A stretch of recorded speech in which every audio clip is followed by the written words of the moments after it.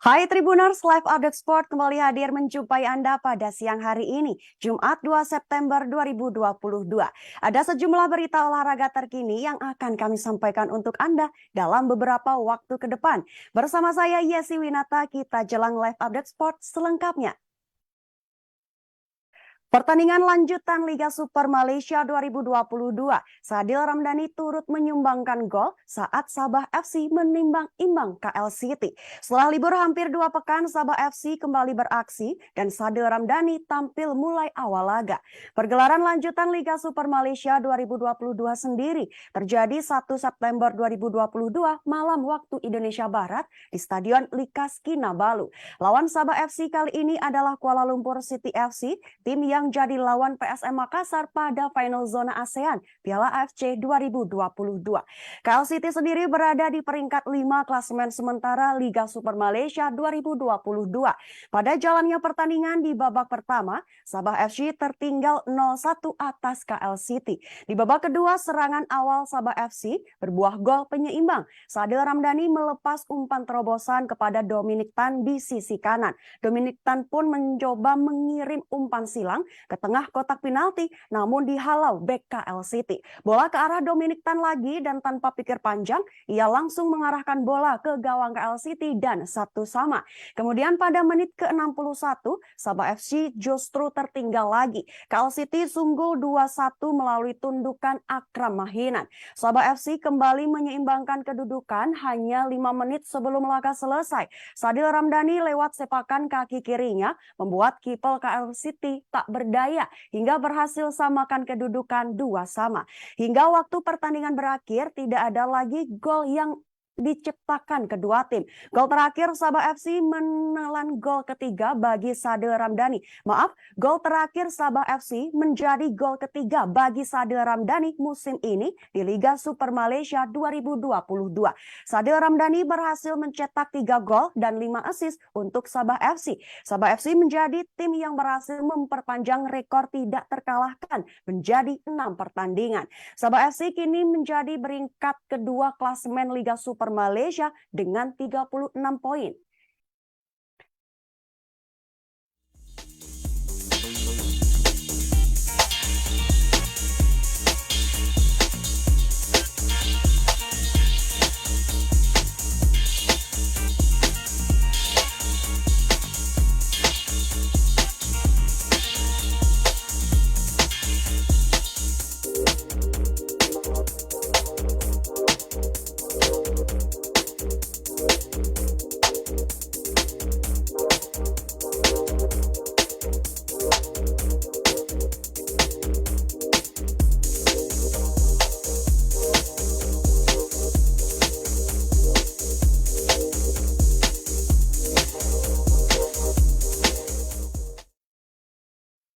Dokter tim Arema FC, Dr. Nanang Triwahyudi SPKO, menjelaskan waktu yang ideal untuk jeda waktu pertandingan per pekan. Pergelaran pekan ke-8 Liga 1 2022-2023 akan dimulai pada 2 September 2022. Terdapat jeda paling singkat sepanjang pelaksanaan musim ini, yaitu pada pekan ke-6 dan pekan ke-7. Pekan ke-6 dimulai pada Selasa 23 Agustus 2022, sedangkan pekan ke-7 dimulai 3 hari setelahnya, yaitu Sabtu 27 Agustus 2022. Hal tersebut membuat persiapan tim menjadi sangat mepet dan hanya yang beruntung yang bisa mendapat 5 hari persiapan. Jadwal yang terlalu padat beresiko jika diterapkan sistem kompetisi home dan away, karena hal tersebut dapat memangkas waktu istirahat dan sangat membebani fisik para pemain. Selaku dokter tim Arema FC, Dr. Nanang Triwahyudi SPKO menjelaskan bahwa jadwal pertandingan sebelum pekan 6 dan 7 sebenarnya cukup ideal. Jadwal tersebut sudah diperhitungkan dengan toleransi pembagian waktu saat pertandingan malam. Nanang Triwahyudi melanjutkan, istirahat efektif adalah waktu di mana pemain benar-benar dibebaskan dari kegiatan. Sementara jika away, istirahat di dalam perjalanan dimasukkan ke dalam kategori waktu berkegiatan. Sebab pemain tidak benar-benar rileks untuk memulihkan kondisi. Sebagai informasi, Liga 1 pekan ke-8 akan dibuka dengan 3 pertandingan mulai Jumat 2 September 2022. Ada laga Persebaya versus Bali United, Persita Tangerang versus Madura United, dan Persik Kediri versus PSM Makassar.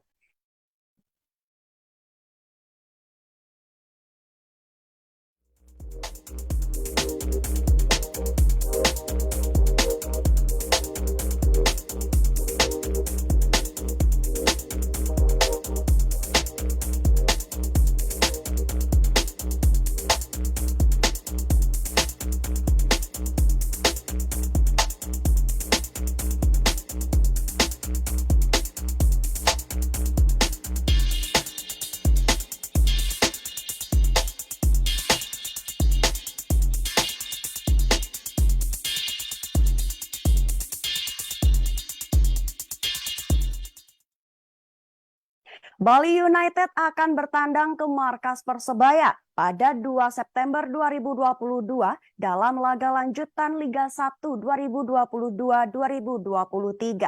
Stefano Cugura selaku pelatih Bali United bertekad menyajikan duel seru dan menarik saat pertandingan berlangsung. Pertandingan antara Bali United versus Persebaya Surabaya akan digelar di Stadion Gelora Bung Tomo, Surabaya.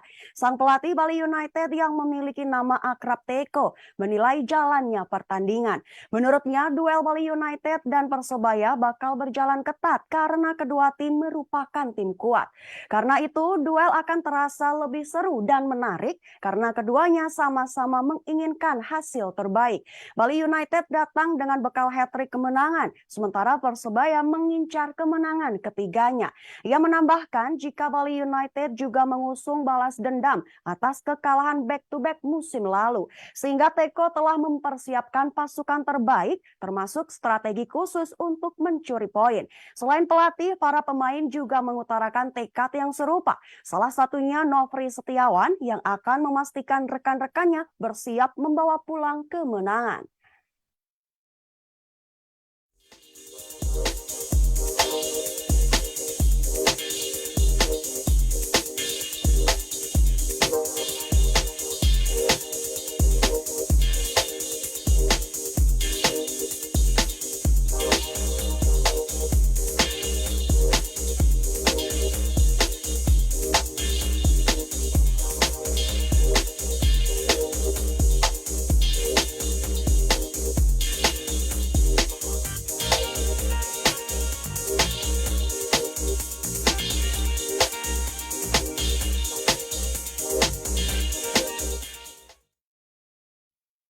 Strategi Dewa United agar pertandingan kandang bisa ramai oleh supporter adalah dengan cara membagikan tiket secara gratis. Strategi tersebut digunakan oleh manajemen Dewa United karena sadar diri bahwa mereka merupakan tim baru. Dewa United yang awalnya bernama Martapura FC baru turun bermain di Liga 2 2021 silam.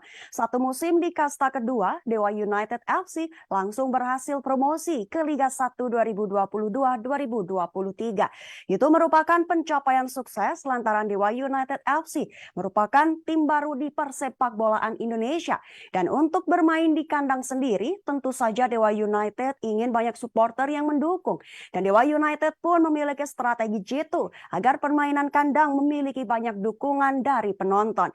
Ardian Satya Negara selaku CEO Dewa United FC mengatakan pihaknya memberikan sebagian kuota tiket gratis diberikan kepada penonton yang ingin datang langsung ke Stadion Indomilk Arena Kelapa II, Tangerang.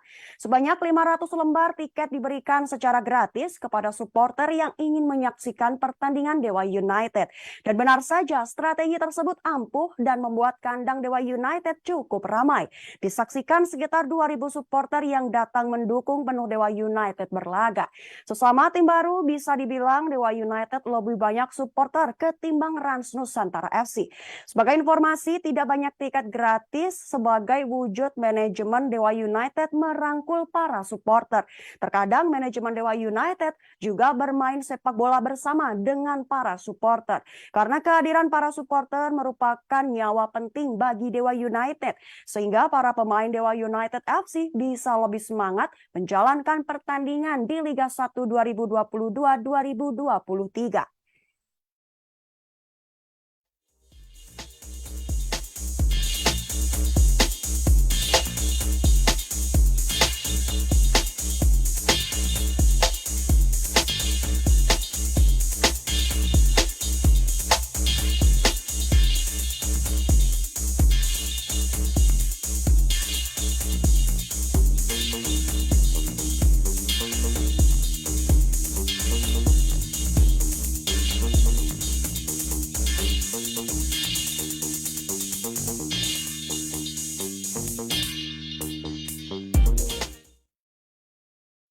Pada hasil drawing Piala AFF 2022 menempatkan Timnas Indonesia berada di grup A. Timnas Indonesia memiliki prediksi line up yang akan diisi 7 pemain yang saat ini telah berkarir di luar negeri. Drawing Piala AFF 2022 sendiri selesai pada 30 Agustus 2022. Timnas Indonesia berada di grup A bersama Thailand, Kamboja, Filipina, dan antara Timor Leste dan Brunei Darussalam. Ada 3 pemain naturalisasi. 2 diantaranya telah rampung dan 1 sisanya masih dalam proses. DPR RI telah setuju untuk pemberian status warga negara Indonesia kepada Sandy Walsh dan Jordi Amat. Adapun 1 pemain keturunan lagi, Saini Patianama, masih dalam proses pemberkasan yang ada di DPR RI. Sinteyong selaku pelatih Timnas Indonesia dan Muhammad Iriawan selaku Ketua Umum PSSI memiliki sebuah harapan. Mereka berharap agar proses naturalisasi ketiga pemain benar-benar rampung dan siap untuk diturunkan. Berharap agar ketiga pemain bisa segera bergabung dengan Timnas Indonesia untuk berlaga di Liga 1 2022-2023. Ada prediksi line up Timnas Indonesia jika 3 pemain naturalisasi jadi turun. Pada posisi penjaga gawang akan diprediksi masih akan dikawal oleh Nadeo Argawinata. Kuartet lini belakang akan dipenuhi para pemain abroad. Duet back tengah antara Elkan Bagot dan Jordi Amat bisa dipadu fullback Asnawi Mangkualam dan Saini Patianama di kanan dan kiri. Di lini tengah Mark Locke akan dibantu oleh Ricky Kambuaya dan Sandy Walsh. Sementara trio lini depan terdiri atas Sadil Ramdhani, Witan Sulaiman, dan Dimas Drajat. Dengan informasi seperti ini, Timnas Indonesia masih menyisakan 2 pemain abroad, yaitu Egy Maulana Fikri dan Pratama Arhan.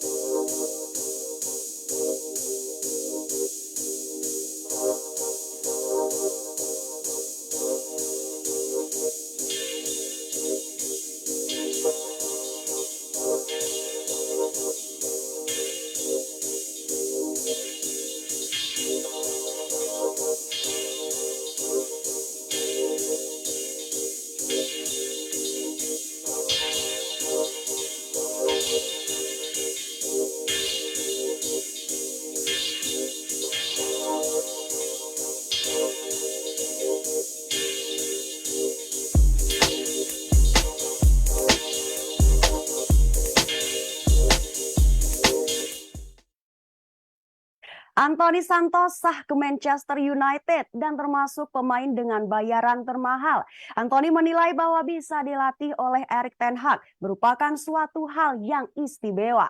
Manchester United resmi memperkenalkan Anthony sebagai pemain anyar setelah menyelesaikan kesepakatan dengan Ajax Amsterdam. Anthony telah menyelesaikan persyaratan dan juga tes medis bersama dengan Manchester United. Manchester United membayar mahar dengan cukup mahal kepada Ajax dengan harga 95 juta euro beserta bonus 5 juta euro. Durasi kontrak Anthony dengan Manchester United selama 5 tahun hingga 2027 dengan opsi tambahan 1 tahun. Anthony mengungkapkan rasa bahagianya karena dapat kembali dilatih oleh Erik ten Hag. Dilatih Erik ten Hag merupakan hal istimewa sebab Anthony merasa cocok dan bisa berkembang di tangan ten Hag. Gaya sepak bola dan kepelatihan ten Hag ten Hag memunculkan yang terbaik dari dalam diri Anthony. Anthony senang dengan apa yang ten Hag katakan tentang rencana dan ambisinya di Manchester United. Anthony juga mengungkapkan rasa ketidaksabaran untuk segera bergabung dengan rekan satu tim barunya. Ia ingin segera memainkan peran dalam membawa kesuksesan ke Manchester United.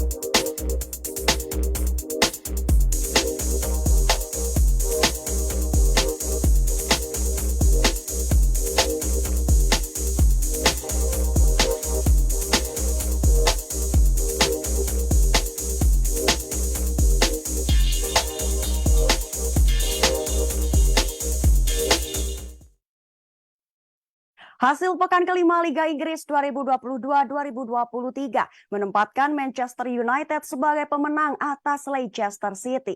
Kemenangan tersebut hasil kerja apik dari 4 pemain dan berhasil menggeser Liverpool di klasemen sementara. Duel keduanya terjadi pada 2 September 2022 pukul 2 dini hari waktu Indonesia Barat, digelar di King Power Stadium Britania Raya. Hasilnya Manchester United sukses mengalahkan Leicester City dengan skor 1-0. Manchester United mencatatkan 47% penguasaan bola, sedangkan Leicester City menguasai 53%. Dari segi peluang, Manchester United mencatatkan 9 tembakan dengan 2 tepat sasaran, sedangkan Leicester City membuat 7 peluang dengan 2 tepat sasaran. Kemenangan Manchester United tersebut hasil kerja apik dari 4 pemain. Di menit ke-23, Manchester United mampu membobol gawang Leicester City lewat kaki Jadon Sancho. Diego Dalot mengawali dengan mengirimkan umpan kepada Bruno Fernandes yang berada di sisi kiri pertahanan Leicester City. Fernandes melanjutkan mengirimkan umpan kepada Marcus Rashford yang berada di dekat kotak penalti Leicester City. Menerima umpan Fernandes, Rashford kemudian menyalurkan bola ke dalam kotak penalti Leicester City dan berhasil didapatkan Sancho. Oleh Sancho bola digocek melewati Danny Ward, sebelum diceploskan ke dalam gawang dengan kaki kanannya dan berbuah gol untuk Manchester United. Gol Sancho membuat Manchester United unggul 1-0 atas Leicester City di babak pertama. Hingga berakhirnya pertandingan, Leicester City tidak mampu menyamakan kedudukan, bahkan mengungguli Manchester United. Dengan kemenangan tersebut, Manchester United berhasil menduduki peringkat kelima dengan 9 poin dan sukses menggeser Liverpool. Liverpool yang sebelumnya menempati posisi kelima harus tergeser menjadi posisi 6 klasemen sementara Liga Inggris 2022-2023.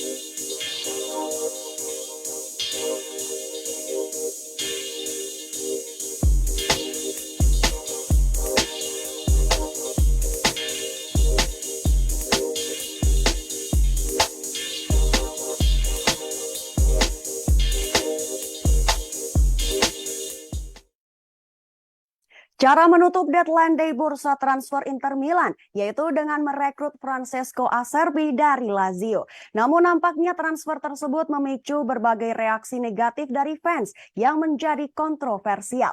Deadline day bursa transfer musim panas 2022 terjadi pada 1 September 2022 dan Inter Milan menutupnya dengan mendatangkan Francesco Acerbi dengan status pinjaman dari Lazio. Ada opsi untuk membeli secara permanen dan akan membayar penuh gaji Francesco selama masa peminjaman ini.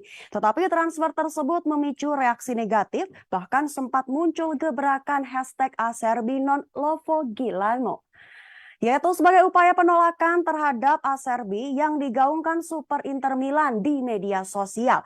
Alasannya adalah pertama, Francesco Acerbi telah berusia uzur dan Inter Milan tetap melakukan transfer. Awalnya Inter Milan menargetkan bek-bek muda yang lebih segar dan berkualitas, namun semuanya gagal direkrut. Dan pilihan terakhirnya jatuh kepada Francesco Acerbi. Alasan kedua, Acerbi kerap dianggap pahlawan Scudetto bagi rival sekota Inter, yaitu yaitu AC Milan musim lalu. Ketiga, Acerbi juga memiliki rekam jejak buruk dengan pendukung garis keras Lazio. Hal ini dipicu tindakan selebrasi Acerbi yang dianggap menghina fans. Acerbi pun dituntut untuk meninggalkan Lazio selain dihujani kritik akibat permainannya yang dianggap di bawah standar. Di balik segala penolakan yang dilakukan para fans, petinggi Inter Milan dan Simone Inzaghi tetap mewujudkan transfer Francesco Acerbi.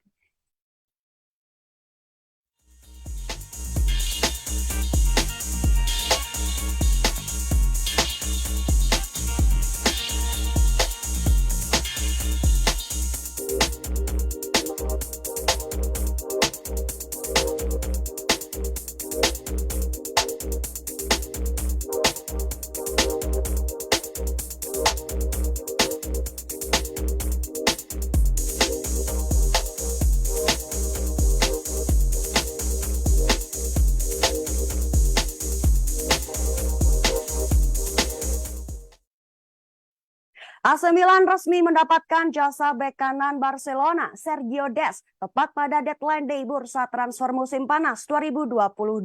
Dengan bergabung ke AC Milan, maka Dest menjadi pemain kedua asal Amerika Serikat yang membela AC Milan.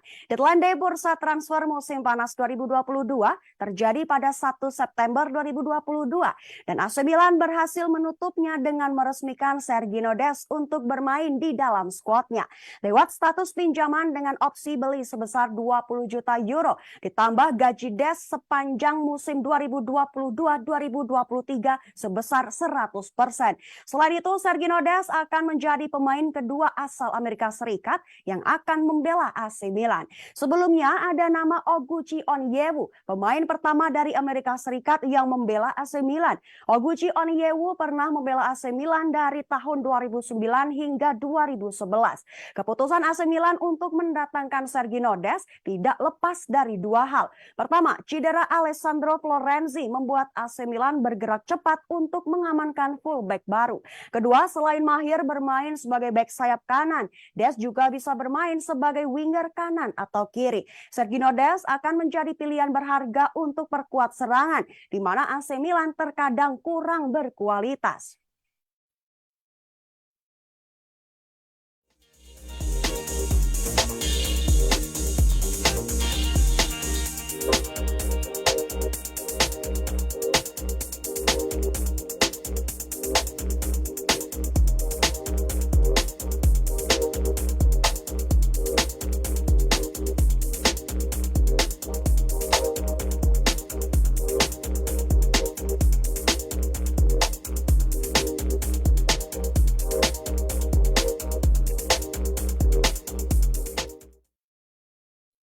Jelang Piala Dunia 2022, timnas Prancis memiliki kedalaman skuad yang dahsyat dan mengerikan.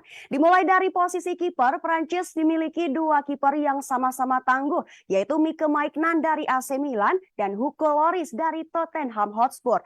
Lalu posisi bek timnas Prancis diisi oleh pemain-pemain yang sudah malang melintang di kancah sepak bola Eropa, seperti Lucas Digne, Lucas Hernandez, Theo Hernandez, dan Presnel Kimpembe. Kemudian ada Jules Koundé, Benjamin Pavard, Rafael Varane, Jonathan Klaus, dan William Saliba.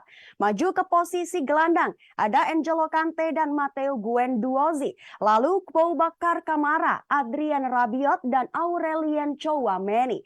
Di lini depan, timnas Prancis memiliki Wissam Ben Yedder, Karim Benzema, Kylian Mbappe, dan Moussa Diaby. Kemudian Christopher Nkunku, Antoine Griezmann, dan Kingsley Coman. Kemudian Christopher Nkunku, Antoine Griezmann, dan Kingsley Coman. Di sisi lain, banyak pemain-pemain hebat lainnya yang tidak masuk ke dalam skuad terakhir. Mereka adalah Dayot Upamecano, Ferland Mendy, Eduardo Camavinga, dan Paul Pogba. Ditambah Ousmane Dembele, Olivier Giroud, dan Clement Lenglet. Tidak lupa Thomas Lemar, Alan Saint-Maximin, dan Anthony Martial.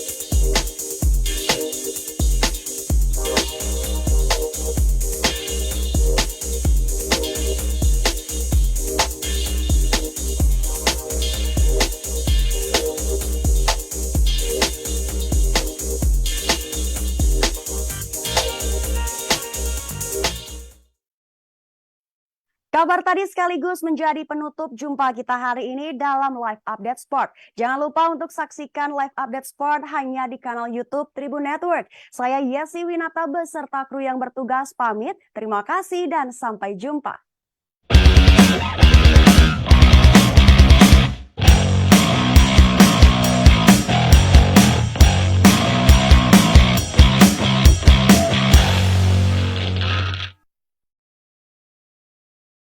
Jangan lupa like, subscribe, dan share ya!